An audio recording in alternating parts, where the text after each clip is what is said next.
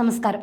ക്ഷേത്രോത്സവത്തിനിടെ RSSന്റെ ഗണഗീതം പാടുന്നത് തടയാനായി സ്റ്റേജിലേക്ക് ഇരച്ചു കയറിയ ഡിവൈഎഫ്ഐ പ്രവർത്തകരെ നാട്ടുകാരും ഭക്തരും ചേർന്ന് കൈകാര്യം ചെയ്തു. കണ്ണാടിപ്പറമ്പ് ശ്രീ മുത്തപ്പൻ ക്ഷേത്രം പ്രതിഷ്ഠാദിന മഹോത്സവത്തോടനുബന്ധിച്ച് നടന്ന ഗാനമേളയ്ക്കിടയിലാണ് ഈ സംഭവം.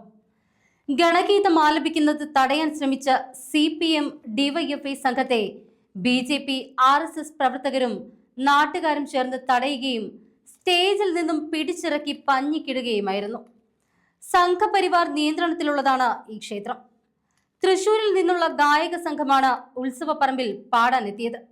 സദസ്സിൽ നിന്നുള്ള ആവശ്യപ്രകാരം ഗായകൻ ഗണഗീതം ആലപിച്ചു തുടങ്ങിയതോടുകൂടിയാണ് ഡിവൈഎഫ്ഐ പ്രവർത്തകർ അസഹിഷ്ണുതയുമായി സ്റ്റേജിലേക്ക് കയറിയത്.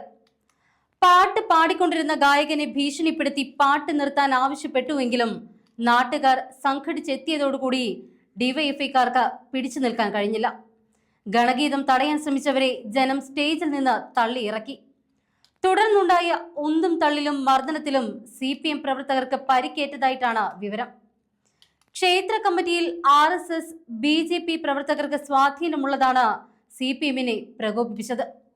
എന്നാൽ ക്ഷേത്ര ചടങ്ങുകൾക്കിടയിൽ രാഷ്ട്രീയ അജണ്ടയുമായി എത്തിയവർക്ക് ഭക്തരിൽ നിന്ന് തന്നെ കനത്ത പ്രഹരമാണ് ലഭിച്ചത്.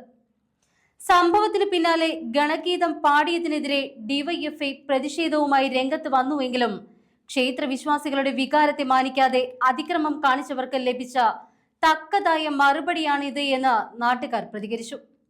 സംഭവത്തിൽ ഇരുവിഭാഗവും പോലീസിൽ പരാതി നൽകിയിട്ടുമുണ്ട്. പ്രദേശത്ത് സംഘർഷാവസ്ഥ നിലനിൽക്കുന്നതിനാൽ പോലീസ് കാവൽ ഏർപ്പെടുത്തി. ഗണഗീതത്തെ പോലും ഭയക്കുന്ന CPM നിലപാടാണ് ഇത്തരം സംഘർഷങ്ങൾക്ക് കാരണമെന്ന് BJP ആരോപിച്ചു. കണ്ണൂരിൽ കോൺഗ്രസിനും CPMനും BJPക്കും സ്വാധീനമുള്ള ക്ഷേത്രങ്ങളുണ്ട്. ദേവസ്വം ബോർഡിന് അവിടെ കാര്യമില്ല. അവിടെ നടക്കുന്നതെല്ലാം നിശ്ചയിക്കുന്നത് അതാത് ഭരണസമിതിയാണ്.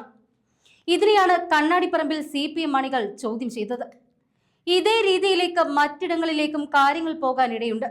അങ്ങനെ വന്നാൽ കണ്ണൂരിൽ ഈ ഉത്സവകാലം സംഘർഷങ്ങളുടേതായി മാറും. അതുകൊണ്ട് തന്നെ പോലീസിന് വേണ്ട ജാഗ്രത കാണിക്കേണ്ടി വരും.